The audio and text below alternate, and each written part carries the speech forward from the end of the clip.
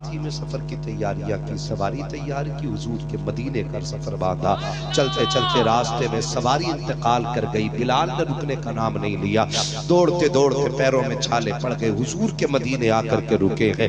تاریخ گواہ ہے جب بلال مدینے آئے تھے اور جب اذان کا وقت آیا، کسی نے کہا بلال اذان دے دو، کہا بلال میں طاقت نہیں ہے، پھر کسی نے کہا چلو اس شخصیت کو بلایا جائے جس کی کبھی مصطفیٰ نے نہیں ٹالی تھی، کہا کس کی بات کرتے ہو، کہا زہرا کے لالوں کو بلا لیا جائے، علی کے پالوں کو بلا لیا جائے۔ حسنین کریمین آ جاتے ہیں، ایک نے دانا ہاتھ پکڑا، دوسرے نے بائیں ہاتھ کو پکڑا، کہا چچا بتاؤ تو صحیح ہمارا آپ سے رشتہ کیا ہے، کہا ہم آقا ہیں، کہا ہمارا آپ سے رشتہ کیا ہے، تب آپ نے کہا تھا تم آقا ہو میں نوکر ہوں، کہا پھر آقا کا حکم یہ ہے کہ آج اذان پڑھ کے سنا دو۔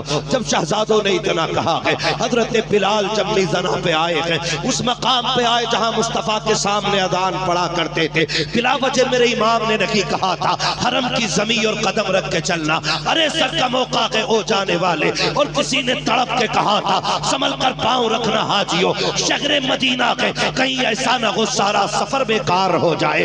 جب میزانہ پہ حضرت بلال آئے ہیں، کانوں میں انگلیاں ڈالی ہیں، اور جیسے اللہ اکبر کی صدا بلند ہوئی ہے، تاریخ گواہ ہے جن عورتوں کے ہاتھوں میں روٹیاں تھیں انہوں نے تبے پہ ڈال کر کے بلال کی طرف دوڑ لگا دی، جو کھیتوں میں کام کر رہے تھے ہل چھوڑ کر کے مدینہ دوڑ گئے، جو دکانوں پہ بیٹھے تھے مارکیٹ کھلی چھوڑ کے دوڑ گئے، بچہ بچہ ماؤں کی گود میں آ گیا تھا، امی لگتا ہے بلال آ گئے ہیں، اب آمینہ کے لال بھی آتے ہوں گے، یہ کہہ کے بچے دوڑے گئے۔ مورخین نے لکھا ہے یہ قیامت کا منظر یا تو اس دن مدینے میں دیکھا گیا جب حضور کا وصال ہوا تھا، یا اس دن دیکھا گیا جس دن بلال نے اذان پڑھی تھی۔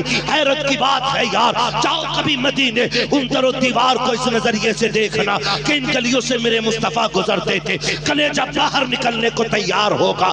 سلام کرو مدینے والوں کے عشق کو۔ او لوگوں جب بچوں نے ماؤں کی گود میں اچھل کے کہا تھا امی بلال تو نظر آ گئے ہیں، مصطفیٰ کیوں دکھائی نہیں دے رہے ہیں، تو ماؤں کے کلیجے پھٹ گئے تھے، کیا جواب لالوں کو دیتے؟ لیکن ایک بچہ تاریخ میں ایسا ہے جس کو حضرت عبداللہ کہا جاتا ہے، جانتے ہو بچہ فوراً مسجد نبوی کی طرف بلال کی طرف دوڑ رہے ہیں، وہ مدینے کے باہر دوڑنے لگ گیا، گیا تھا ہنستے ہوئے، آیا تو روتا ہوا۔ کسی نے کہا بچے تو کدھر گیا تھا؟ اس نے رو کے کہا تھا مجھے لگا کہ بلال مصطفیٰ سے پہلے آ گئے ہیں، شاید آقا پیچھے رہ گئے ہوں گے۔ میں نے سنا تھا جب آقا ہجرت کر کے مدینے آئے تھے لوگوں نے باہر نکل کے استقبال کیا تھا، میں بھی اسی لیے گیا تھا کہ آقا کا استقبال کروں، لیکن گلیاں خالی نظر آئی، مجھے مصطفیٰ نظر نہیں آئے۔ یہ کہہ کے بچہ چیخ مار کے رویا۔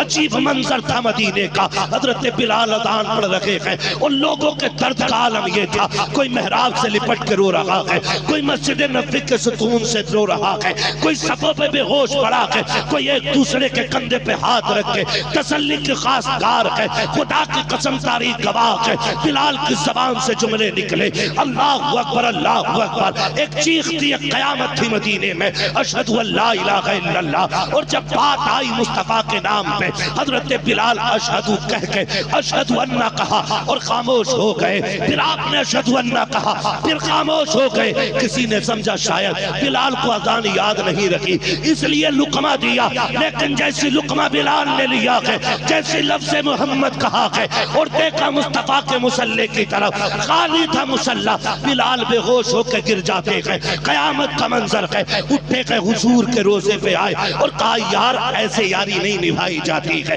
بلا کے پردہ کیا ہے، یا تو سامنے آؤ یا بلال کو جانے کی اجازت دے دو۔ تاریخ نے پھر دیکھا ہے بلال نے ہمیشہ کے لیے مدینہ چھوڑا اور پوری زندگی ملک شام میں کاٹ دی، لیکن جب آخری لمحے آئے ہیں، آخری سانسیں چل رہی ہیں، آپ نے بیوی سے کہا تھا شریک حیات مجھے غسل کرایا جائے، بیوی نے غسل کرایا، کہا میرے بالوں میں تیل ڈالا جائے، بیوی نے بالوں میں تیل ڈالا کے کہا ذرا آنکھوں میں سرما لگا دو، اب آنکھوں میں سرما لگا کے کہا ذرا مانگ کاڑی جائے، بال کاڑے گئے، بیوی کہہ بیٹھی میرے سرتاج اتنا حسن اتنا سنگار آج تک نہیں کیا ہے، آج کس کے لیے کر رہے ہو؟ ہو جن کے لیے سجدے تھے وہ سجن تو مدینے رہ گئے تھے. اب بتاؤ تو صحیح یہ کس کے لیے سج رہے ہو؟ حضرت بلال نے کہا تھا خاتون پتہ نہیں ہے میری موت کا وقت آ رہا ہے, میری موت کا وقت آ رہا ہے. بیوی کی چیخ نکل جاتی ہے, شوہر کے کندھے پہ سر رکھا, کہا سرتاج بچے چھوڑ کے جا رہے ہو اور مسکرا رہے ہو,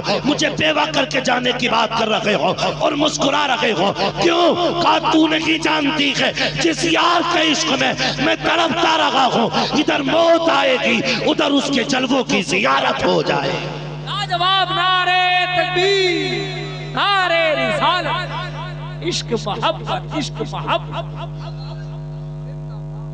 عشق کے اپنے اپنے رنگ ہوتے ہیں, عشق کے اپنے اپنے رنگ ہوتے ہیں. جب دل حضور سے لگ جائے تو پھر موت کا ڈر نہیں رہتا, اور جب دل میں حضور نہ ہو تو پھر موت کی دہشت ہوتی ہے. کیا تم نے نہیں دیکھا ہجرت کی رات ہے, 40 دشمن دروازے پہ ہیں, حضور کہہ رہے ہیں علی میرے بستر پہ تمہیں سونا ہے. سینے میں حضور تھے, یہ نہیں کہا حضور تلواریں ان کے ہاتھ میں ہیں اور میں سوچا ہوں, بلکہ آنکھیں بند کر کے مصطفیٰ جو حکم ہے, آقا کہتے سنو علی تمہیں سونا ہے, صبح اٹھنا ہے, یہ امانتیں ہیں, یہ تقسیم کر کے پھر تمہیں مدینے آ جانا ہے. بول تو یار سبحان اللہ, تمہیں مدینے آ جانا ہے, مدینے آ جانا ہے. حضرت علی سو گئے, دروازے پہ کتنے دشمن تھے, 40, اور چادر تان کے سوئے, ٹینشن نہیں, چادر تان کے سوئے. صبح اٹھے بڑی شان سے, کسی نے کہا علی رات نیند آ گئی تھی, کہا کیوں؟ کہا 40 دشمن کھڑے تھے, موت کا ڈر نہیں لگا. مسکرا کے کہنے لگے جیسی نیند علی کو آج آئی ہے اس سے پہلے کبھی آئی ہی نہیں تھی. حضرت علی کہہ رہے اس سے پہلے سے سوئے کیوں؟ ہر دن ہر لمحہ علی کو فکر رہتی تھی, پتہ نہیں جو سانس اندر جا رہی ہے باہر آئے گی کہ نہیں, جو باہر آ گئی اندر جائے گی کہ نہیں. جب حضور نے کہا علی صبح اٹھنا ہے تو میں سمجھ گیا تھا قیامت تو آ سکتی ہے, علی کو صبح تک موت نہیں آ سکتی ہے. حضور کی غلامی کا مسئلہ ہے. اٹھ گئے صبح, ادھر عشق دیکھو, ادھر ابو بکر صدیق کا ٹکڑا ہے. حضور غار پہ چڑھے, کبھی غار سور جا کے دیکھو کتنی اونچائی پہ ہے, پھر سلام کرو ابو بکر صدیق کے عشق کو جو حضور کو کندھے پہ لے کے نا کئی کلومیٹر تک کی اونچائی پہ چڑھے, اور پورے پیر سے نہیں پنجوں کے بل چڑھے, پنجوں کے بل چڑھے. عشق بڑی چیز ہے, عشق بڑی چیز. اعلیٰ حضرت نے کیا کہا ہے, عشق تیرے صدقے چلنے سے چھوٹے سستے, جو آگ بجھا دے گی وہ آگ لگائی, جو آگ بجھا دے گی وہ آگ لگائی. غار کے دروازے پہ ابو بکر کیا کہتے ہیں, حضور ٹھہرے نا, پہلے میں جاتا. کیوں؟ کہ حضور غار ہے نا, پتہ نہیں کیا ہے اندر کیا نہیں, پہلے ابو بکر جا کے صفائی کر لے پھر حضور آپ آ جانا. پتہ چلا جس سینے میں حضور آتے ہیں نا, حضور سے پہلے اس سینے میں ابو بکر صدیق آیا کرتے ہیں. جس کے سینے میں ابو بکر نہیں ہوتے اس کے سینے میں حضور بھی نہیں آیا کرتے. دل کی صفائی کے لیے ابو بکر کا ضروری ہے, پھر اس کے بعد حضور تشریف لاتے ہیں, پھر اس کے بعد حضور تشریف لے کے آتے, لوگ تماشا بنا دیں گے, اہل بیت کا سہارا لے کے حضور کے صحابہ کے خلاف بکواس کرتے ہیں. لیکن ہم چونکہ بریلی والے لوگ ہیں, ہم تو کھل کے کہتے ہیں نا, اعلیٰ حضرت نے کہا تھا اہل سنت کا ہے بیڑا پار اصحاب حضور, نجم ہے اور ناؤ ہے اطرت رسول اللہ. صحابہ سے بھی پیار کرتے ہیں, کے اہل بیت سے بھی پیار کرتے ہیں, اور جنت میں جانے کا یہی راستہ ہے. ایک ہاتھ میں صحابہ کا دامن, دوسرے ہاتھ میں مصطفیٰ کے اہل بیت کا دامن ہونا چاہیے. یاد رکھیے گا, ہے توجہ, چلوں آگے. حضرت ابوبکر صدیق کہتے ہیں حضور اندر جاؤں, حضور نے فرمایا چاہیے. اندر گئے, پوری غار کی صفائی کی, سب کو پتہ ہے جو سوراخ تھے امامہ پھاڑ کے اپنا سوراخ بند کیے. پتہ چلا حضور کی غلامی کے سامنے پگڑیوں کی کوئی اوقات نہیں ہے. یہ بھی یاد رکھیے. لوگ کہتے جی مسئلہ کیا کرتے جی, معاملہ بیٹی کا تھا, معاملہ بھائی کا تھا. نہیں, جب بات حضور کی آ جائے نا تو سارے رشتے ایک طرف, مدینے والے کی غلامی کا رشتہ ایک طرف رہنا چاہیے. یہ سب سے زیادہ ضروری ہے. حضرت ابوبکر صدیق غار کے اندر گئے, پوری غار کی صفائی کی, اور امامہ پھاڑ کے سارے سوراخ بند کر دیے. تشریف لے گئے. حضور اندر تشریف لائے. اللہ کبھی اس زمین کا ہمیں اور آپ کو بھی مسافر بنا دے. جا کر کبھی بیٹھے تو حضور کہتے ہیں ابو بکر میں آرام کرنا چاہتا ہوں. تو حضرت ابو بکر صدیق نے نا یوں پالتی مار کے بیٹھنا چاہا اور حضور نے گود میں سر رکھ لیا. ایسے بیٹھے گود میں سر رکھ لیا. نظر پڑ گئی سوراخ پہ رہ گیا تھا. آپ نے نا ایڑی لگا دی اور حضور لیٹ گئے. اتفاق دیکھیں اسی سوراخ سے سانپ آیا. اس نے اس کو بند پایا تو دم مار دیا. کاٹا. جب کاٹا نا ابو بکر صدیق نے حرکت بھی نہیں کی. یہی شوق ہے, حرکت بھی نہیں کی اور بیٹھے رہے. جب زہر پھیلا تو آنکھوں سے آنسو گرے. وہ حضور کے رخسار پہ ٹپ. وہ آنسو کتنے نصیبوں والے تھے جن کو نبی کے رخسار کو بوسہ دینے کا موقع مل گیا تھا. گرے, حضور کی آنکھ کھل گئی. ابو بکر خیر ہے؟ جی یا رسول اللہ. کہا کیا بات ہے؟ پھر کتنے ادب سے بول رہے ہیں فدا کا ابی و امی یا رسول اللہ. آج مچھر کاٹ لینا پوری بات نہیں کہتا, مطلب کہتا مچھر نے کاٹ لی. اور بچھو کاٹ لے تو کاٹنا بھی نہیں کہتا, بچھو ہی بچھو سے نکلتی ہے. مگر ابو بکر تیرے ادب کو سلام, تیری محبتوں کو سلام, تیرے عشق کو سلام. آقا کہتے ہیں ابو بکر ہوا کیا ہے؟ عرض کرتے ہیں فدا کا ابی و امی یا رسول اللہ. آقا میرے ماں باپ آپ پہ قربان ہو جائیں, لگتا ہے میرے پیر میں سانپ نے کاٹ لیا ہے. کتنے ادب سے عرض کر رہے ہیں سرکار, لگتا ہے میرے پیر میں سانپ نے کاٹ لیا ہے. مصطفیٰ نے کہا ذرا دکھاؤ تو سہی. اپنا لعاب لگایا. اللہ اکبر, جیسے لعاب لگا کے ابو بکر صدیق کو شفا مل جا رہی ہے. بریلی سے آواز آتی ہے جن کے تلووں کا دھوبن ہے آب حیات ہے وہ جانے مسیحا ہمارا. ہمارا نبی لاجواب. نعرے تکبیر, نعرے رسالت, فیضان مدینہ. ایک بات یہ کہی تھی حضور, میری ایک پسند یہ ہے کہ آنکھیں میری ہوں, چہرہ آپ کا ہو, اور ابو بکر ہر وقت صرف آپ ہی کو دیکھتا رہے. عاشقوں نے لکھا ہے کہ حضور نے ابو بکر کی تمنا پوری کی کہ 3 دن کوئی نہیں تھا, گویا حضور سر گود میں رکھ کے کہہ رہے تھے ابو بکر تو دیکھ لے اور میں تجھے آج جلوے دکھاتا رہا. وہاں ایک دن حضور کو حضرت ابو بکر صدیق کو پیاس لگی.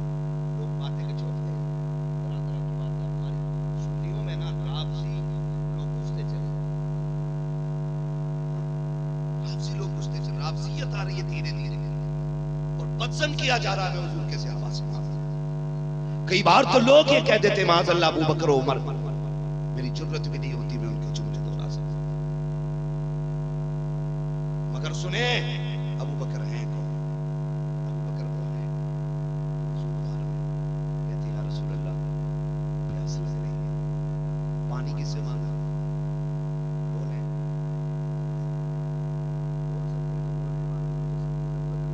بولتے میرے لیے کافی ہے. کس سے مانگ رہے پانی؟ یا رسول اللہ پیاس لگی ہے. آقا چاہتے تو یہ بھی کہہ دیتے ابو بکر جہاں تو ہے وہاں میں, جب مجھے پانی نہیں ملا تمہیں کہاں سے ملے گا.